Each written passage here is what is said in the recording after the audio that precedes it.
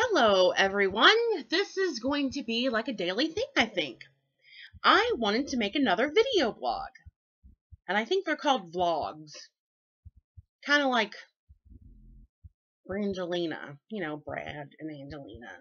Jolie, Brennifer, or Benifer, is it Ben Affleck and Jennifer Garner? I think Garner, maybe? I don't know. Anyway. I got back from church, and I just wanted to tell you guys that it was absolutely amazing. Okay? Amazing. I'm trying to find the cord so that my battery doesn't run dead. I found it.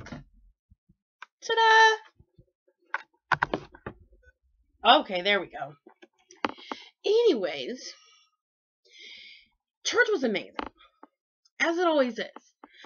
Bishop talked about, let me start with Vision Quest first. Vision Quest was absolutely off the chain, as it always is. Minister Lance does wonderful. And, of course, I took notes. I always take notes. I'm not, really great with notes, because I don't know why, but that's okay, because I know what I write, right? So he went to Matthew 5:13 through 16, and we need to be the salt and the light. It's more than just being churchy. You can go to church and you can do churchy things, and you can be religious, but it's more than just being religious or saying, I'm religious. No, you gotta walk the walk and talk the talk and do the do. You just can't go and go, I'm a Christian, because I wear a cross and I go to church. Because if that made you a Christian, then I could walk into a garage and say, I'm a PT Cruiser. Right? Not. So you have to be real about it. That's the main thing. And like salt is a seasoning, if you let it out in the sun, Lance said, if you let it out in the sun and the rain, it'll lose its flavoring. So if you sit out in the sun and just kind of fade away, how can you be the salt? People's not going to see God in you at all. People are not going to see God in you. No, no, no, no, no, my friend. They will not. They will see whatever the devil wants them to see. And so wherever you go, you should have that impact. You should have that in you, the godliness in you.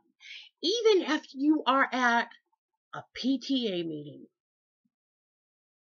people should see God in you, because it's that important. Because I don't know if you've heard, but I heard that Jesus is coming. We don't know the day nor the hour, but he's coming. And if God says it, then it is. That's the way I feel. God says it, then it is it to me. I'm just saying. You need to have that connection to the kingdom, because you are in your word, you're steadfast in your faith, and you believe the word of God. Because for me, I read the word, it's very cut and dry for me. I don't see that there's a lot of gray area, and a lot of people think that there's gray area, and that's fine. They can do that. My mind, I think differently. I don't see a whole lot of gray area. I don't look for loopholes. It either is or it's not. It's like being pregnant. My one friend Vicky says this. It's like being pregnant. Either you are or you're not. So either you're a Christian and you follow God and you live the life and you talk the talk and you're there for people and people can see God's light in you, or you're not.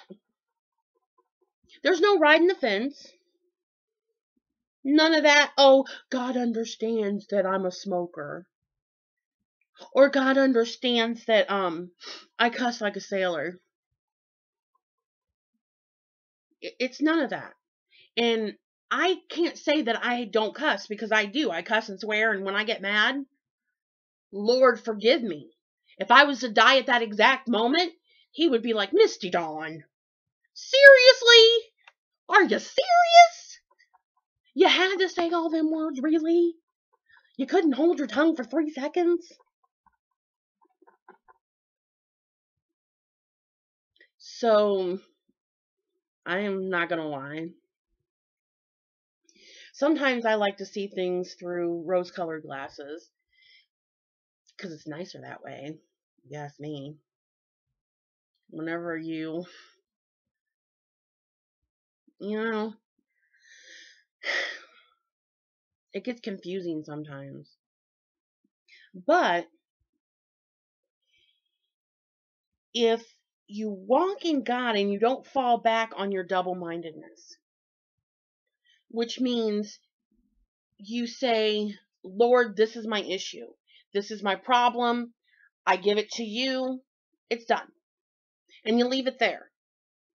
And you walk away. You let God deal with it. The minute that you leave it at the altar, or your altar in your home, or wherever you are, I don't care if you're sitting on the toilet, and you give your issue to God, leave it with Him. Let Him deal with it. And you go on about your business. And let God work. Don't sit there, give your stuff to God, and then 5 minutes later be crying about the same thing. There's no sense in that. It doesn't make any logical sense. So, don't be double-minded like that. When you complain about that situation, you're remaining within that situation. And it says, like Minister Lance said this statement. He said, cast your bread upon the water. And I think it means so you can set your eyes upon your future now. You praise God while you're in your problem. There's a couple songs like Praise You in the Storm, Cry Out to Jesus. There's a few of them that really, to me, speak and say, give it to God, because He said, I'll help you carry your burden. I'll lift your heavy load. There's a song like that too called Lift Your Heavy Load. It's like Southern gospel. I think it's The Gaithers. Oh yeah, YouTube it. It's a good song. I like it a lot. Yeah, I'm an old person in a young body, but I like it a lot. Lift your heavy load. Yeah, that's a good one. Okay, so, but you have to stay plugged into your source. And God and His Word is your source. This is why it's so important. You can go to church every Sunday. You can go to church every Wednesday. You can volunteer in the pantry. You can sing in the choir. You can do whatever. But if you're all fake about it, and on the outside, you are doing all your due and it's all bad, oh, Lord, you better watch it. That's being double-minded. People call you, oh, she's the salt. No, she's not doing what she's supposed to do. Now, granted, everybody's human, and I understand that. And because I'm human. Trust and believe I'm human, and every once in a while I flip the script like nobody's business. But I think that that's because I am human. And God does understand that you will slip. I mean, we make mistakes every day, all day. Without fail, every day, all day. It's not even a question of will we make a mistake. It's a question of when. And God knows this. But if you ask for forgiveness for something and then, excuse me, my nose itched, and then you go and do it again, it's like, what? I think, now, and I'm sure that maybe God doesn't think this way, But I think that God's sitting up there going, now, Misty Dawn, you just prayed for forgiveness for saying that nasty word. And here you are on the phone screaming that nasty word. Now, why would you pray for forgiveness and then go right around, turn around, and do it again? Makes no rabbit sense. So, that's why you gotta, if you have to seek God diligently, which means do it constantly. When you seek Him, He seeks you. He comes near to you. You draw nigh to Him, He'll draw nigh to you. There's a lot of people I know that go, oh God, you to come to me. Hey. Seriously? If you go to Him and you give your all to Him, He'll give it to you. Kind of meet you halfway, you know what I mean? The motivation behind inspiration really just means that the motivation is the do behind the inspiration. That's what Lance said. It was like, and it clicked for me today, because I always thought motivation was like a switch that turned on and then you actually, you physically do something. But it actually clicked when I figured out when he said the motivation is the do. So somebody can inspire you, like my friend Brian. He inspires me to go to Planet Fitness and work out. But it's my own motivation that causes me to flip that on switch and physically do that. Which, between you, me, and the doorknob, I've not physically done that in 2 weeks. So, hello, flabby girl, I need to go. Okay, sidetrack. Okay. And if you get every piece of God in your life, you can shine that godly light everywhere. And so the inspiration goes from being an inspiration to being a motivation.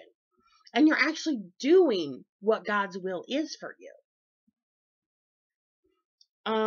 He also brought up Matthew 4:25, 2 Corinthians 5:13.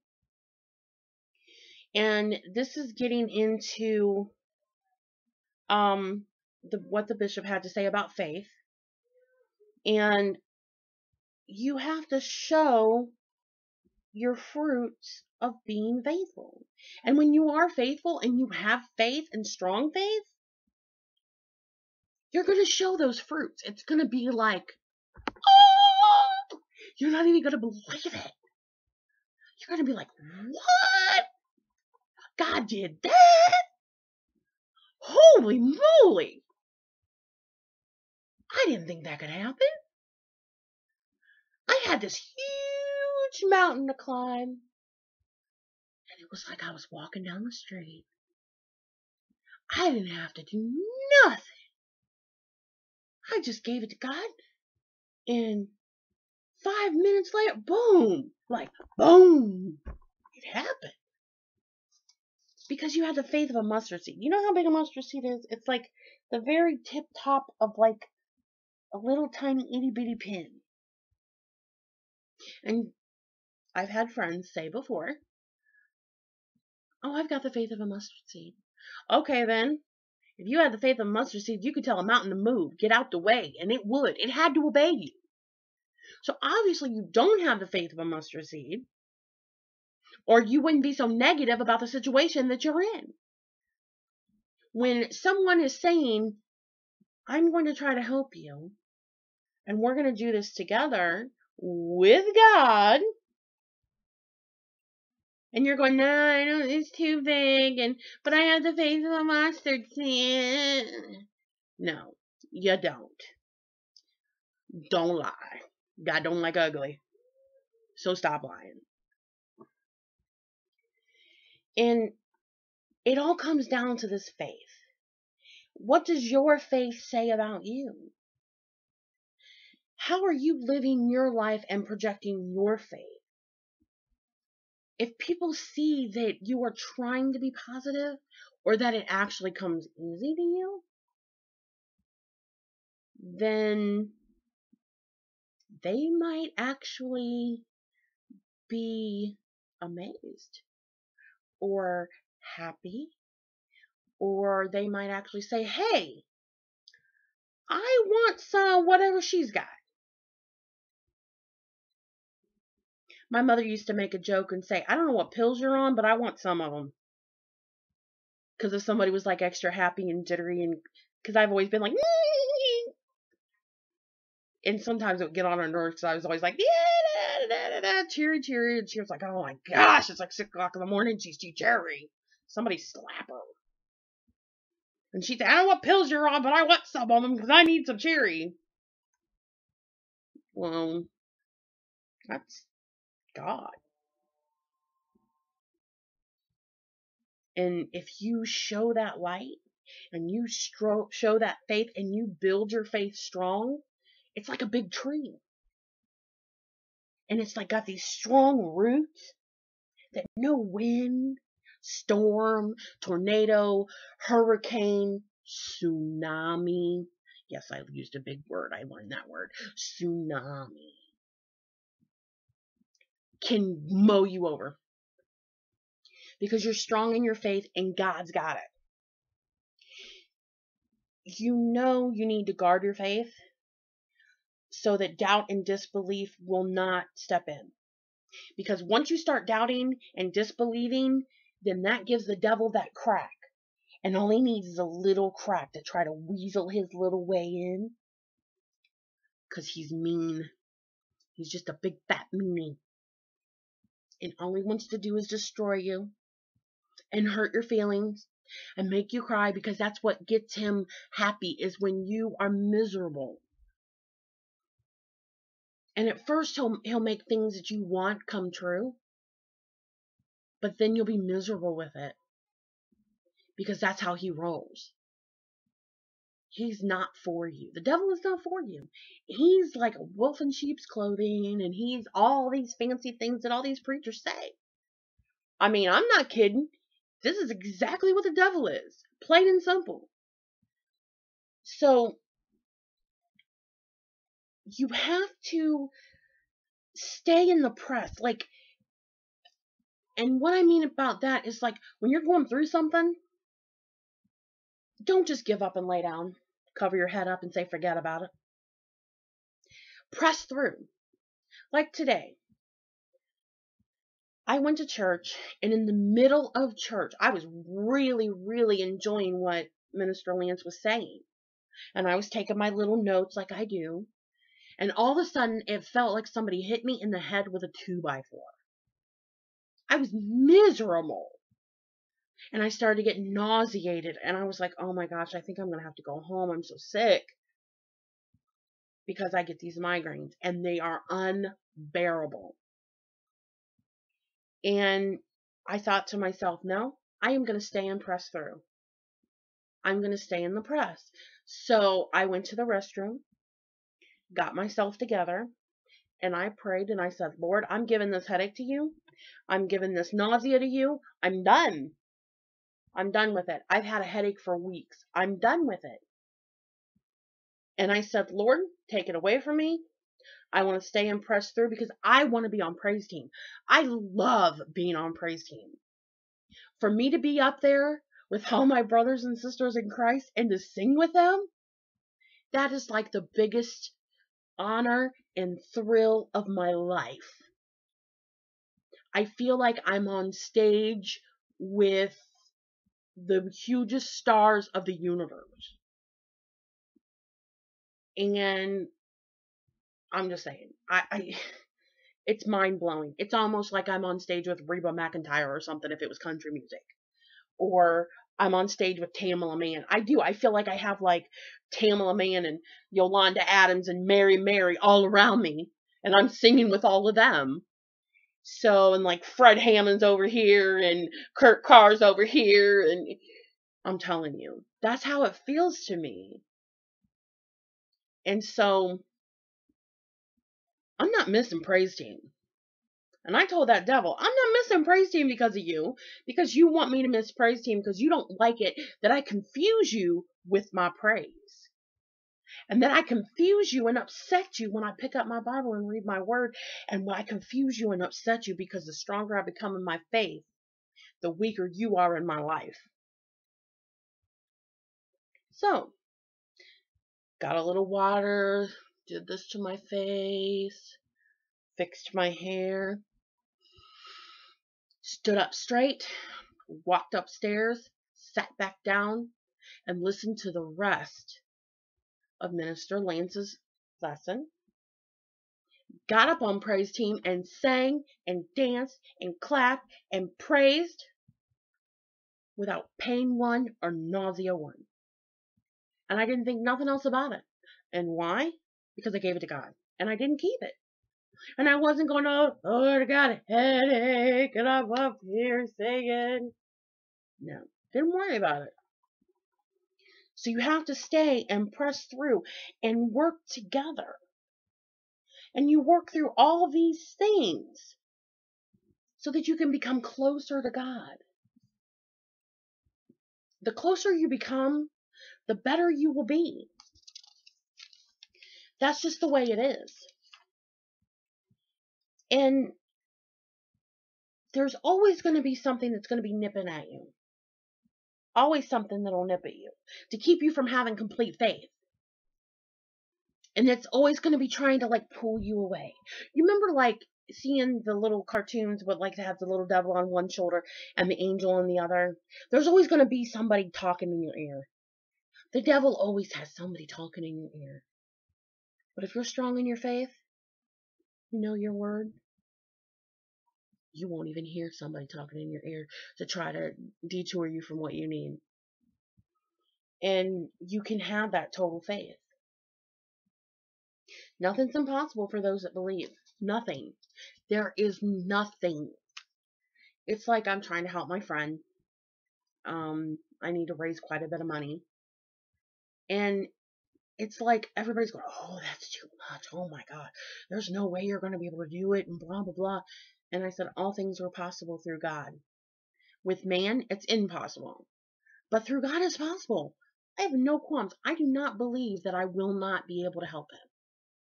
Plain and simple. I have no problems. None. And please, people, try not to judge other people. Doesn't it say in the Bible somewhere, judge not lest ye be judged? And those without sin cast the first stone. Because the more you judge people, the less you can grow. It's almost like a plant that doesn't have any fertilizer. God is like our fertilizer, our miracle grow. And the more steadfast we are, and the more we do not judge, we walk the walk and talk the talk and do the do, and we are strong in our faith, and we are that salt and that light that we need to be for God, the better it is, and we please God. And then he just showers down like my granny used to say, pennies from heaven. And, you know, those pennies are these blessings that he gives us. I'm not talking like literally pennies from heaven, but I mean, and it could be pennies from heaven. You know, maybe you need a financial blessing, or you need a medical blessing, or you just need a friendship blessing. Because I'm going to tell you, I've been blessed with so many friends and so many loved ones and so much family, and oh my gosh. And I used to think I was all alone in the world. I'm not all alone, not at all. Your faith will protect you like a shield.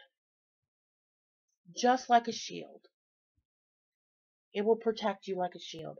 So you have to grow that faith. You have to. And Bishop talked about in First Thessalonians.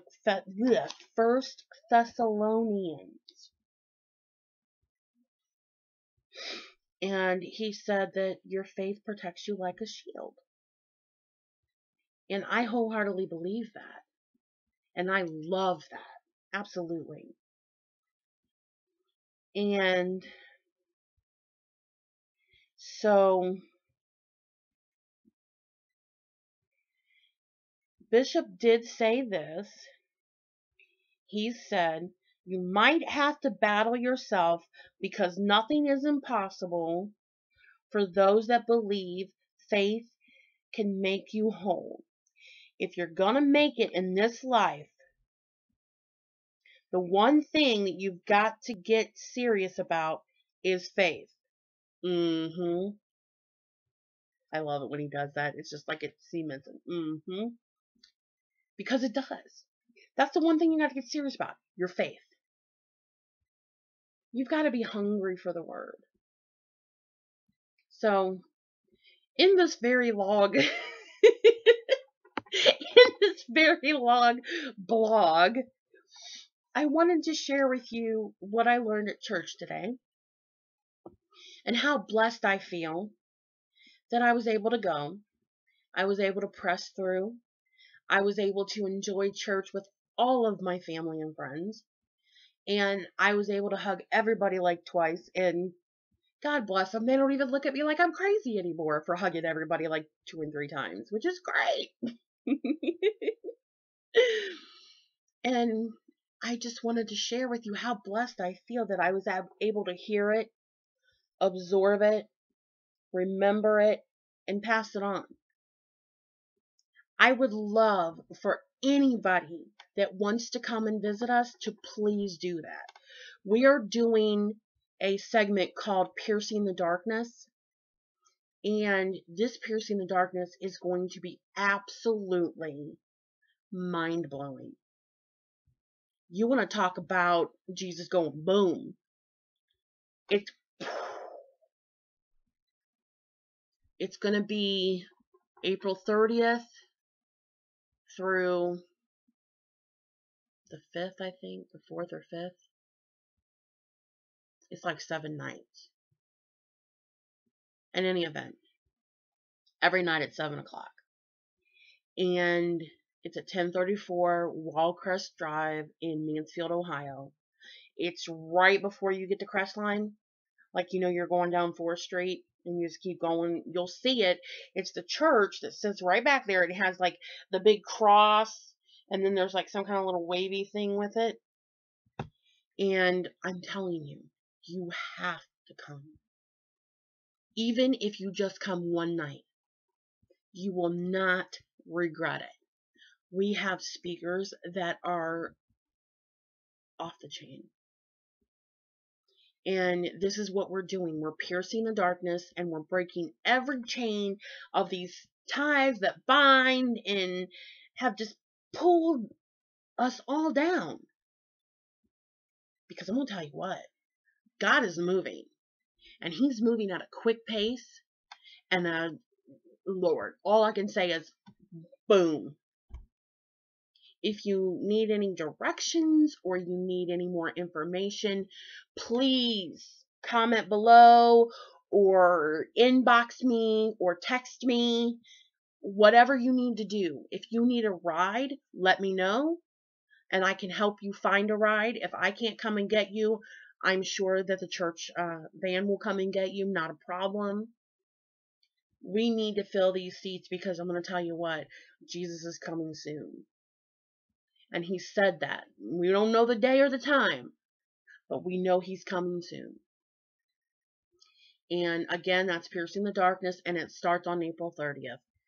And you will not be sorry a bit about coming to this. Not one bit. And I do, of course, all invite you to come to Wednesday night services and Sunday night services too. Or not Sunday night, I'm sorry, Sunday morning services. You won't be sorry about that either. 9:30 is Vision Quest, 10:30 is church. And I'm a little biased, but I think the praise team is off the chain. And that was way before I got there.